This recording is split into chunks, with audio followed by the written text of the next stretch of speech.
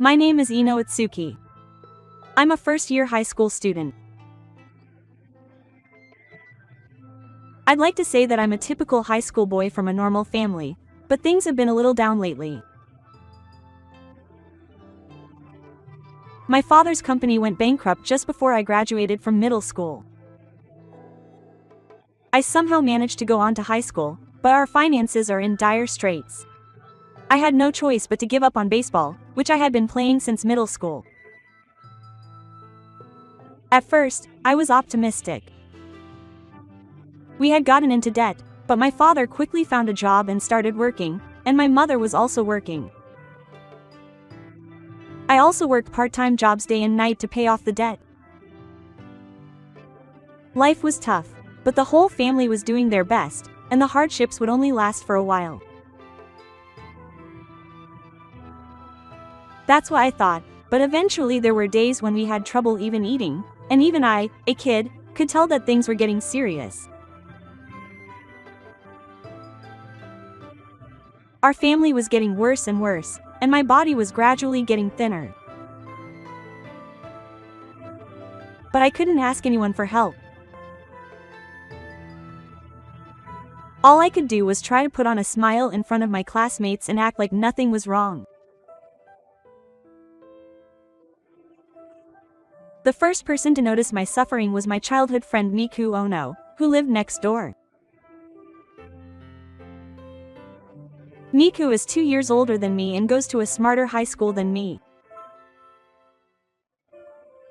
She's caring, and when I was little I would follow Miku around the neighborhood to play.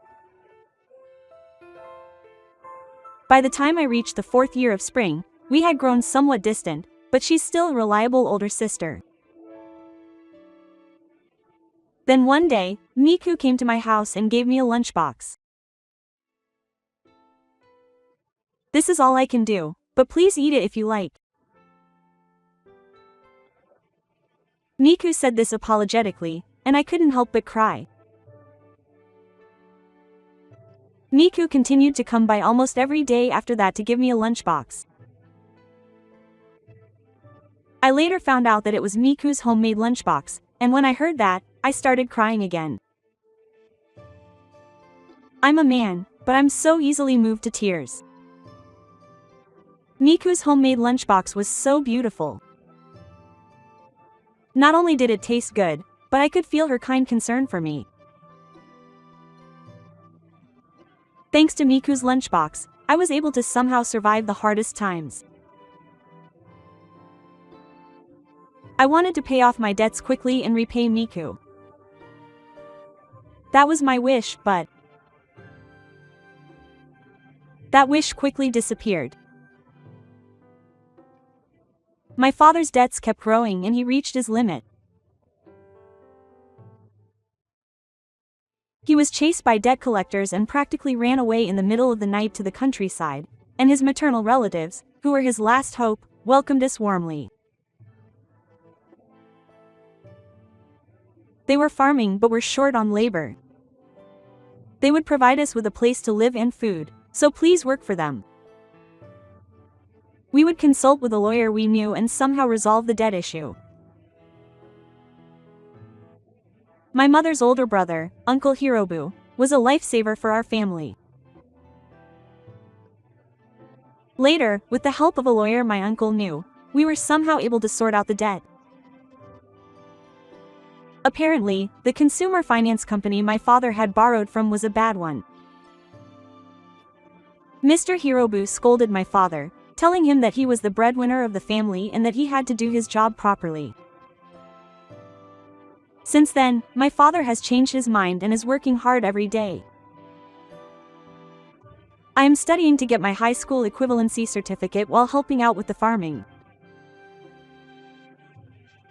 My goal is to become someone like the lawyer who helped us in the future. After all that happened, the burden of debt was lifted and peaceful days have returned. The only regret I have is that I wasn't able to thank Miku. And that I wasn't able to tell her about the faint feelings I had for her. I'll go see Miku someday. I made up my mind to do so, but I couldn't muster the courage. Before I knew it, 10 years had passed. Then one day, something happened. Haruki, you've got a letter for you. Huh? For me? When I looked at the letter Uncle Hibu had given me, I saw a familiar name written on it. Mikasen? Athena had Miku's name written on it.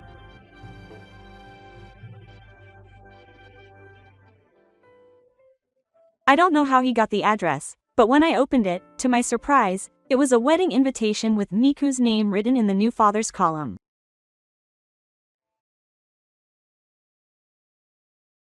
Haruki, go tell her. Huh? But it's only the second half of the year, so go tell her. Give yourself a proper kick in the butt. Saying that, the uncle patted me on the back. That's right. I want to thank her for what she did back then. My faint feelings for her ended in an unexpected way. But as the old man said, it might be a good opportunity to kick her. I marked the attendance box and threw it in the mailbox that day. The day of the ceremony. I was quite nervous. The ceremony hall was quite large and there were many attendees. Unlike me, who ran away in the middle of the night after getting into debt, Miku-san had lived a decent life since then. As I was looking around in the corner of the venue, a white arm suddenly reached out from behind something and grabbed my suit.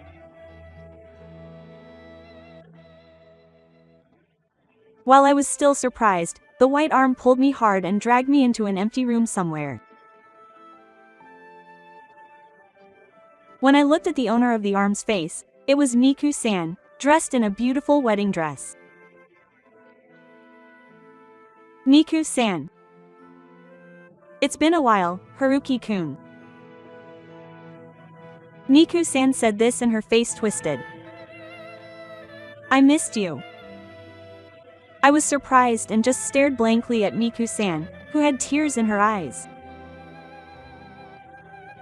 Miku-san looked beautiful in her wedding dress, but her face was extremely gloomy and she was thin. The arm that was grabbing my suit was also skinny. Despite the beautiful dress, Miku's body was so thin that I could tell there was excess fabric. Even I, who am insensitive, could tell that she looked so strange that I forgot to say hello after such a long time and grabbed both of Miku's shoulders. Miku, what happened? Haruki, help me. And what Miku told me was unbelievable. Miku and her husband met at university. They got married when they graduated and decided to have a wedding when their work had settled down, but gradually, he started acting strangely. Her husband only gave her the bare minimum for living expenses, and when Miku offered to help, he said, "Are you after my money? This is against the rules," and beat her up. Her mother-in-law didn't stop her son's behavior, but instead took advantage of the situation and came to marry her. Her father-in-law accused Miku of sexual harassment and told everyone around her that her family wanted to get back at her, but apparently no one believed her because she was so well regarded. They said, "There's no way those people with the poverty laws would do something like that." My parents, my friends, none of them believe me.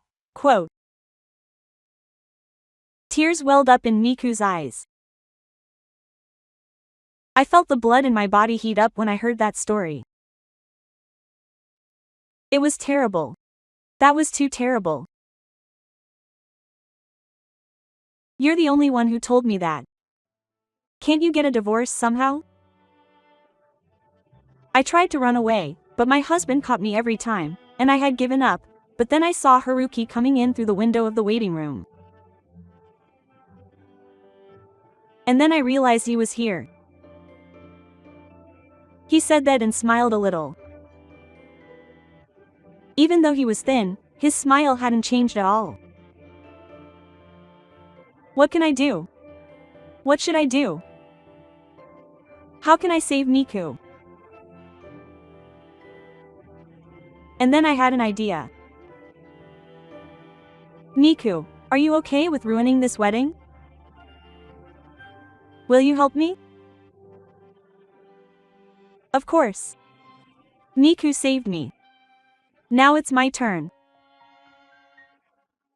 And so I gave Miku something. The wedding proceeded in Nagoya on the surface. Looking at the 3 rows of people, it seemed that most of them were related to the husband. They seemed to work for a major company, and there were many people in the 3 rows who were related to the company. I see. It certainly seems like the public opinion is good. The ceremony progressed, and it was time for Miku to leave to change her clothes.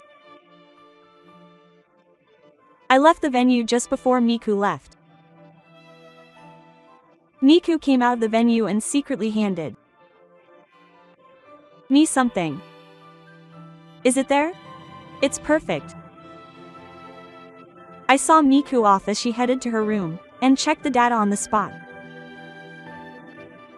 As Miku said, I confirmed that it was there and then I secretly moved to the sound space in the venue. The busy wedding venue staff disappeared from the sound space for a moment. I hurriedly prepared myself for that moment. What I gave Miku was my smartphone with the recording app installed. Where did the data in that recording app go, you damn wife? The once lively venue suddenly fell silent as Saturn suddenly rang out from the speakers. Come on, Mom, calm down. I'm sorry too. If I had known you were such a woman, I wouldn't have let you get married, even though you're my son's big sister. I'm sorry. It's okay, Mom. I'll educate you properly. This guy is very obedient. Just give him a little beating and he'll listen to you right away. Son, stop it. It would be terrible if you got hurt on that beautiful body. Saturn, vulgar voices, and unbelievable remarks echoed throughout the venue through the speakers. Saturn was the mother-in-law, and the vulgar voice was the father-in-law. The one making the unbelievable remarks was Miku's husband. And the 3 people who were the source of the voices looked blank, as if they didn't understand what was going on. Huh? So the 3 people in the row didn't understand what was going on either, but it seemed they were gradually starting to understand. Their expressions of suspicion gradually changed to ones of disbelief. You mean she was physically abusing her new father? Are you kidding me? Isn't that a crime? And this is not even a marriage? No, this is not even a marriage. That voice is the groom's father, right? Could it be that she's trying to lay a hand on his new father? The whispering gradually turned into a loud commotion, and only then did the groom's family come to their senses. No, that's not it. This isn't our voice. That's right. This is someone's plot. Hey, that guy in the sound system over there is a staff member. This is his doing. The groom's father was surprisingly observant. He spotted me and pointed at me. This is bad. I thought and tried to run away, but the next moment, it was Miku herself who burst into the venue and said that recording data was something I had secretly recorded earlier. Miku, I'm going to reveal everything you guys did to me. Miku was shy after being glared at by her husband, but she looked at me for a moment and said forcefully, "I'm divorcing you. And I'm going to sue you for violence against me." Everyone in this venue is a witness. I won't run away anymore. And I will never forgive you. Hiding her trembling body, Miku, who said that forcefully, was the reliable older sister next door that I knew well. What happened after that? Miku's divorce was finally finalized. I asked my uncle to introduce me to a skilled lawyer. Apparently, her ex-husband's misdeeds were exposed by his company and he no longer has a place at work, so he's on the verge of quitting. Apparently, his parents, who were living under the poverty law, were also disowned by their relatives after their true identities were discovered. Rumors are spreading in the neighborhood, and he seems to be feeling lonely. Miku was able to get a divorce, but the emotional scars are deep.